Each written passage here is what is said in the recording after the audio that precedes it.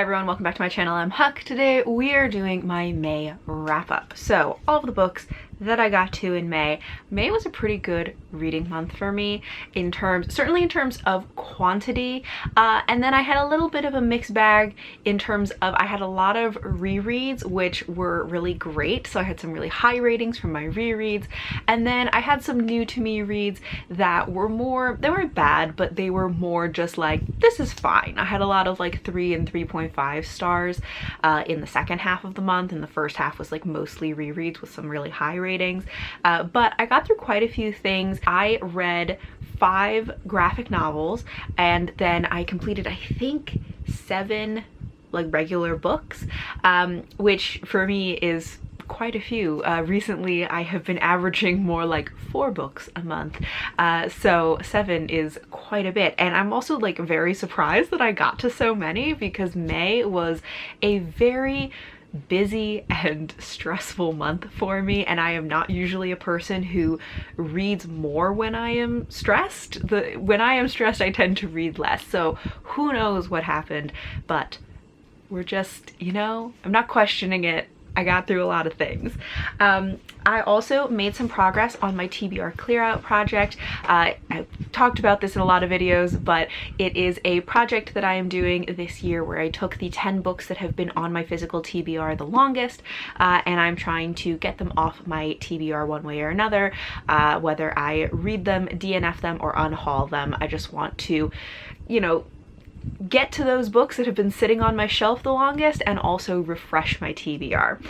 So this month I got to 2 of them, which were The Lions of Alasan by Guy Gavriel Kay. I just have the dust jacket here because I lent this to my brother because I thought he would enjoy it.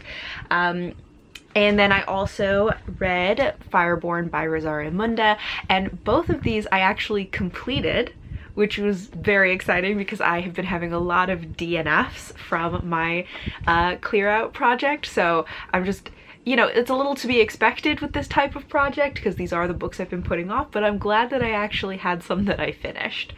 So I'll get to these later on when I get to them in the lineup of what I've read. But let's just get started. So first up, I'll just start with my graphic novel rereads, since these were a big chunk of my reading. I reread all of the Heartstopper graphic novels, and I thoroughly enjoyed this once again. I mean, this whole series is so sweet, and it does deal with some like heavier topics, but it just does it in such a sweet and wholesome way. All of the characters are so supportive and loving, and it's just like, it's just lovely to read, and I am really looking forward to the final installment whenever that finally comes out. So those were one of my big rereads for the month, and then my other reread was that I reread The Lost Queen and Forgotten Kingdom by Signe Pike, the first 2 books in the Lost Queen series, and then I read for the first time The Shadowed Land, which is the 3rd book that just came out at the end of 2024. And I had not been planning to read all of these in one month. My plan was that I was going to read The Lost Queen in May, and then like the 2nd book in June, and then the 3rd one in July. That didn't happen. I just decided to binge all of them, and actually I think that that was a really good idea. I think it worked out really in my favor to just binge all of these books back to back.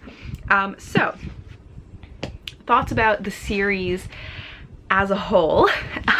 First I'll talk, I guess, about my like reread of these, and then my thoughts about reading this book for the first time. So this series is historical fiction set in, I think, is it 7th century or 6th century Scotland is where we start. We're following Lingor, who is a historical figure. She was a queen in Scotland, although very little is known about her.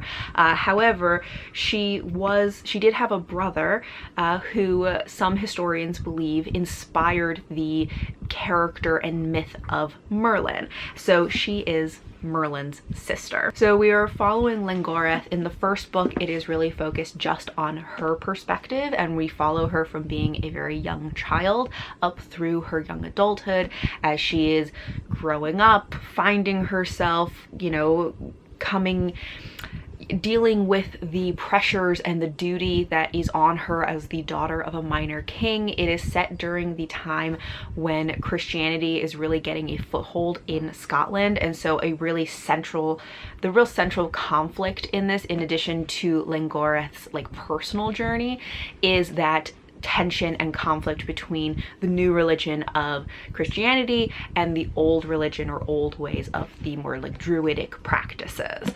And so Lingoreth and her family follow the old ways, and so she is forced into a political marriage to protect not just her family, but also her people and their beliefs and their way of life, by gaining power and influence to protect them from this encroaching force. This first book in particular is so beautifully written. I love Signe Pike's writing. I mean, her writing is beautiful throughout the series, but I think that it really shines most in this first book. There are so many lines, quotes, passages that I underlined because they were just beautiful descriptions, or sometimes more like philosophical moments of the wisdom keepers kind of sharing their perspective or philosophy to help her at different moments in her life.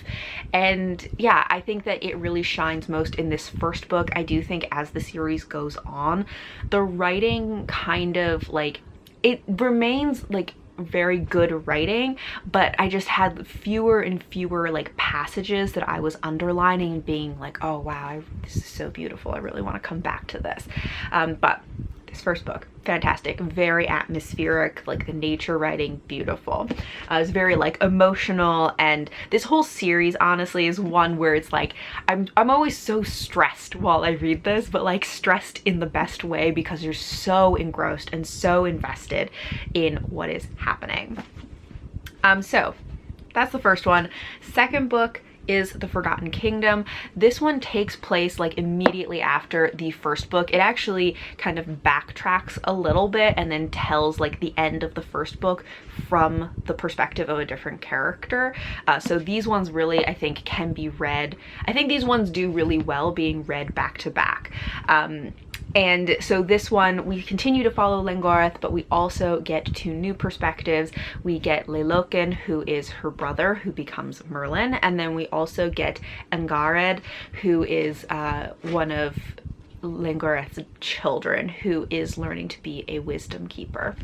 And this is a point where war is now like coming. It is tearing families apart. There are characters that we know and love who end up on both sides of some of these battles, and that is also one of those times that is like extremely stressful. So this second book, I think, is more political. It is more focused on like both the politics and like the war and the battles. Also, like as the series goes on, we get a little more and more distant from the characters. The first book is, I think, very intimate with Lingoreth as a character. It is really following her journey, and her journey being the daughter of a minor king, being betrothed to a king, is inherently political, but it is still very much just like her personal story. And then as we get into the second book, you know, the perspective expands, the world expands, becomes more like political, there are more battles, and so we get a little bit of a step back. And then as we get into the third book, I think we take another step back from these characters. So it does get a little less personal with each installment. But I loved this second book. Like the first time I read this, I think that I wasn't as into it. I think that I let too much time pass between reading the first one and the second one, and that really was to the detriment of the second book. I think it just meant that I lost that like emotional continuity and the emotional resonance that is built within this story, and it just worked so much better going straight from the first book to the second book and really treating them as if they are one book. I think reading these back to back is really like the way to go. At least it was for me, because I with the first time I read this, I was much more like neutral about it, and reading it this time back to back with the first book, I loved it. And it was, again, just like, I was so immersed, invested, I was so stressed. It was fantastic. So I gave each of these, I think, 4.5 stars. And then The Shadowed Land. So this is the one that I was reading for the first time. This just came out in December. And in this one, we continue to follow Lingor, Angared, Leiloken. I'm hoping I'm pronouncing these names correctly. She does have pronunciation guides in the book, so hopefully I'm pronouncing them correctly. We do get some more perspectives. I think we get a perspective from Arthur, who is essentially Arthur before he becomes King Arthur. Although honestly, I don't feel like his perspective was very necessary. I don't think it really added a lot to the story. I didn't find him to be a particularly dynamic character, and a lot of the information that we got from his perspective I really think could have been communicated through another character's perspective pretty easily. So I didn't really like care for the inclusion of his POV. However, there is a fourth book planned, and I am hoping that maybe his character will have more to do and become more relevant in that fourth book, as I'm assuming he will begin to like rise to power to become King Arthur. Overall, I didn't love this book as much as the first two, but maybe I'll love it more if I reread it. Like, maybe that's just what I need because it worked for the second book. I don't know. But this one, I think, like, there were things about the plot that it just felt a little bit incomplete. There were some very like climactic moments to it that in some ways were very satisfying because like things worked out so well, but in some ways were unsatisfying because they worked out either too easily or in a way that just didn't feel like it really made sense, and it wasn't explained, and like it sort of undercut the satisfaction of those climactic moments. Overall, with this book, honestly, this a little bit feels like a stopgap solution to me, which I don't know if that's the right term, but that's the one that's coming to mind. Essentially what I mean is, this doesn't feel like a full story. This doesn't feel like a book that needed to stand on its own. I think that this feels like this is a story that should have been folded into the final installment. And of course, I don't know, but to me, what feels like may have happened is maybe, you know, it's been 4 years between the second book and this third book. I wonder if the publishers felt like, you know, we need to kind of tide people over because it's already been 4 years, and the fourth book is planned for 2027, so that's another 2 years out. So it kind of feels like they felt like they just needed something in the interim to tide people over in between books so they didn't forget about the series, and so maybe took a chunk of that third book, added some details, fleshed it out in some places, and put this out for that purpose. Could be wrong, but that's kind of what it feels like to me. It in some ways it feels like not a lot happens in this, and that there is a level of detail in areas that previous books in the series would have kind of skimmed over in order to focus on more emotional moments, and that this is sort of adding filler detail that I just don't think is really necessary. But I mean, I kind of go back and forth where I'm like, I can say all of these criticisms. I did still enjoy this because I like Signe Pike's writing. I like the world that she set these in. I like these characters and I'm invested in them. And so right now I gave this a 4 star, so it's not as strong as the first two. I still really enjoyed it, and I'm sort of giving it the benefit of the doubt that the final installment is going to be strong and kind of bring it all home and be more like fully fleshed out and developed and like feel more like the first 2 books. And this is just going to be like a little blip in the middle. But yeah, so I still gave this 4 stars. I still thought it was good, but that's still kind of giving it benefit of the doubt, assuming that the final book is going to be great. So here's hoping. So I was reading those throughout the month.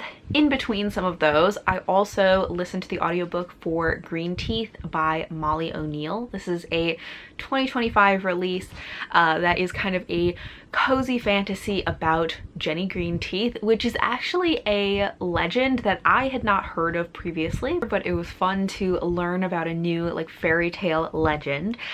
So in this, we are following Jenny Green Teeth, who's kind of like a water fairy, water spirit, but she's like all green and she has sharp teeth, and she takes care of the lake that she lives in, and she also eats anything that falls into her lake. But then one day a woman is dumped into her lake, and she decides to save the woman, not to try and eat her, and finds out about some bad things that are happening in this woman's life and in the town that is close to her lake, and that this could have some larger implications for not just this one woman or this one town, but the world as a whole. So they go on a quest to find a way to oust this evil that has taken root in this town. And you get kind of an unlikely band who are traveling together and become friends during their quest. And I enjoyed this. I didn't have very strong feelings about it. Honestly, I didn't take any notes on it. I don't have a lot to say. Like, it was fine. I think that like I enjoyed the element of like these unlikely companions becoming friends, of course, like that's always fun. The plot was fine, but not one that I was like highly invested in. So like it was fine. I think I gave it 3.5 stars, maybe 3 stars, I'm not sure. Next, I finished The Lions of Alasan by Guy Gavriel Kay. This one I listened to as an audiobook, and this, I have been trying to get into Guy Gavriel Kay for truly years. And I have like picked up and put down his books so many times, and so I decided to give this a shot as an audiobook because I just felt like maybe that would work better for me. Guy Gavriel Kay is an author that I feel like I should love. Feel like he should be perfect for me. A lot of people that have similar reading tastes to me love his books. It is like historical fantasy, which is something that I love. People always rave about how incredible his writing is and his character work and all of this, and I'm like, this sounds like this would be the perfect thing for me. And yet every time I tried to read one of his books, I just couldn't for the life of me get into it. There wasn't anything specific wrong that I was like, oh, I don't like this, or this is bad, or anything like that. It just was like, nope. I don't know. Anyway, I gave this a try as an audiobook. The audiobook definitely worked better for me.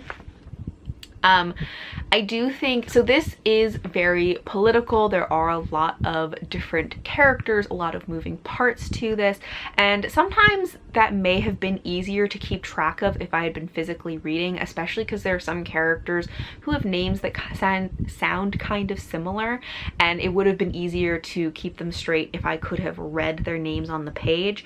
But as I said, physically reading the books just wasn't happening for me, so audiobook was the way to go. It was audio or nothing. So I'm glad the audiobook did end up working for me. I don't know what I'm saying. But this one, so this book is following, we have 3 main perspectives, although we do get POVs from other characters as well, but usually it's just kind of a chapter here, a chapter there to round out the perspectives. We are following a woman who is a doctor. We're following a man who is like a famous military general, and one who is he is a poet and also known for essentially like killing kings and like changing regimes. And the 3 of them are all from kind of different sides of this like conflict that is arising. They all have different religious backgrounds. This is at a point where there has recently been turnover in regime, and there also is this like religious war brewing. And so there are some, you know, religions that are coming into power, some that are more already in power, some that are traditionally very persecuted. And so we're following characters from kind of all aspects of this situation. These three main characters all end up being kind of expelled from their homes for various reasons and end up at this foreign court together and working together. So they kind of become their own little band of unlikely companions and develop real friendships between them. And so yeah, we're following them as like there are all of these political moving parts, as like power is changing hands, as different people and factions are coming in and out of power, as this religious war is brewing.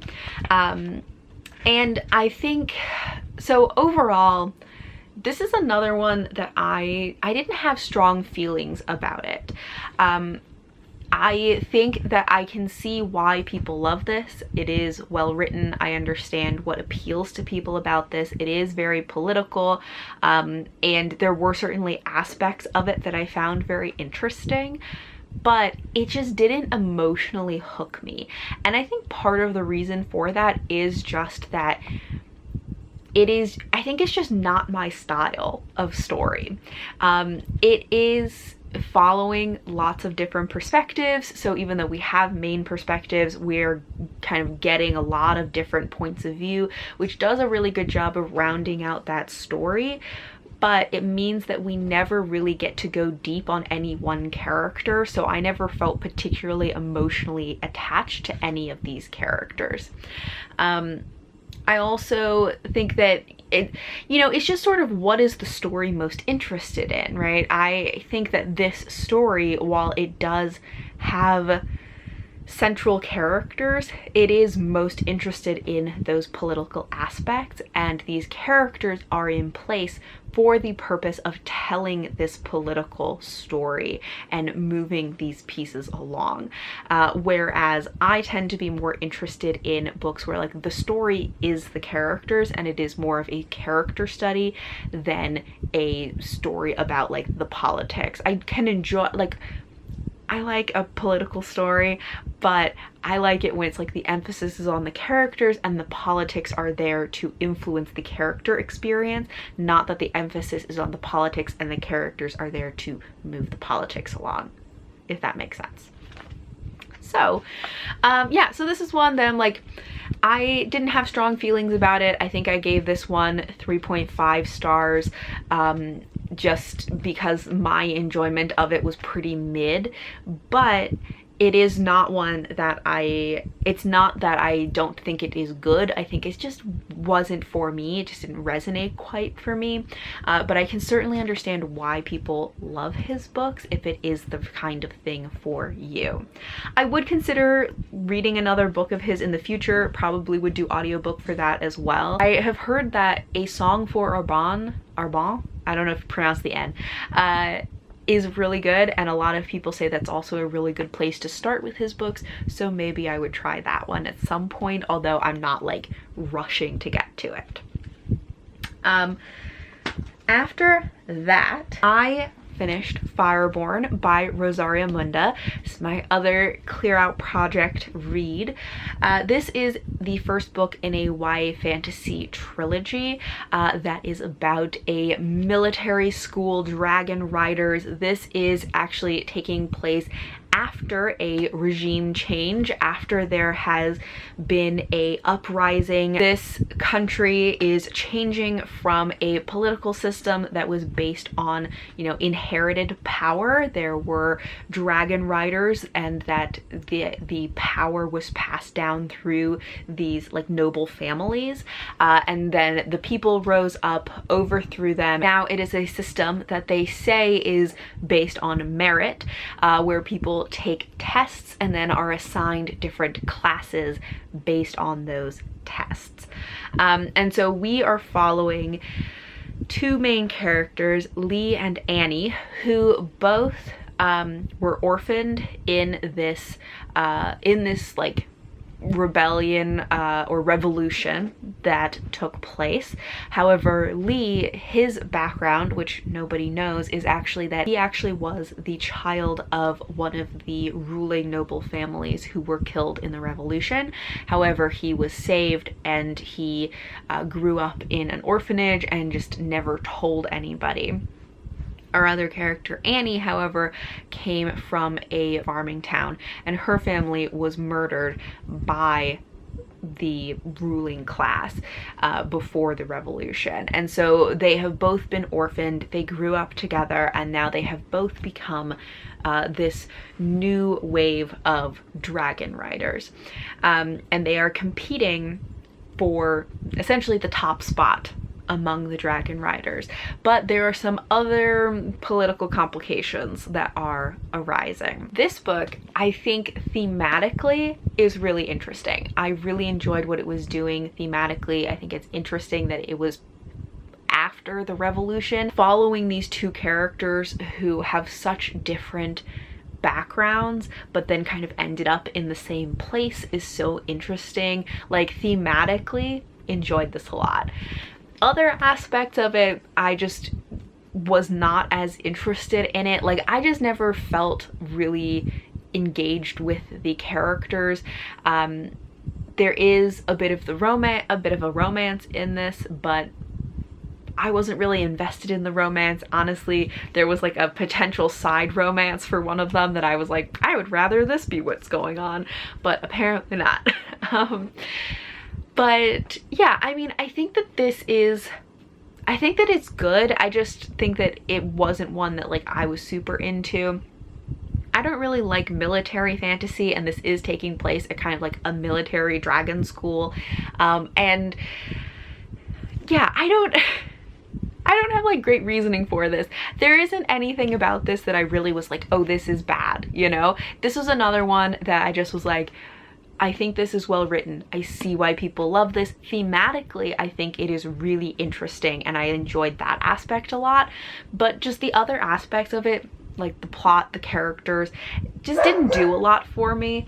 Oh, there goes the dog. But the other aspects just didn't do a lot for me, so I don't think I'm going to be continuing on with the series. But I think I gave this a 3.5 stars. And then the last book that I read in May was Unquiet Land by Sharon Shin. So this is the fourth book in the Elemental Blessings series, which I started this year. I've been slowly but surely making my way through this series, reading one book a month. So hopefully next month, or this month in June, I will be reading the final book in the series. And I've just been enjoying this series so much. I won't get too much into the plot for this one because it's the fourth book. It's following a character named Leah who we met in the third book. I really enjoy like the world, the culture, the kind of religion. It's kind of a religion that she has created for these characters. I also like, not all, but a lot of the romances that Sharon Shin does. She does these very like subtle romances, which I really like. This series has kind of had some ups and downs for me. The first book I loved. The second book was not so great. Third book was also really good, kind of like returning to form. This fourth one was better. It wasn't the worst. The second book was the worst, but this one I felt very neutral about. You know, I think Leah as a character was a likable character. This also had a romance in it, although I had some more mixed feelings about the romance in this. Yeah, I don't know. I wasn't as into this one. I think the first and the third have really been my favorites in the series so far. I also feel like as we learn about like different countries in this world, like this is a fantasy world, these are all fantasy countries, and yet somehow every new country we encounter, there is something like bizarre about them that is like they are extremely cruel or violent or creepy or just like bad in some way. And so it's like only Wales, only the country that our main characters are from is the only good and reasonable country, and all the other ones are terrible in some way. And I'm like, that's just weird. Like, there's no other decent, normal country in this world. Anyway, I just feel like that's a little bit weird, but I gave this one 3.5 stars. That, you know, I enjoyed it, but I wasn't as enthusiastic about it as I have been about some previous installments in this series. I am hoping that I will adore the final book in the series.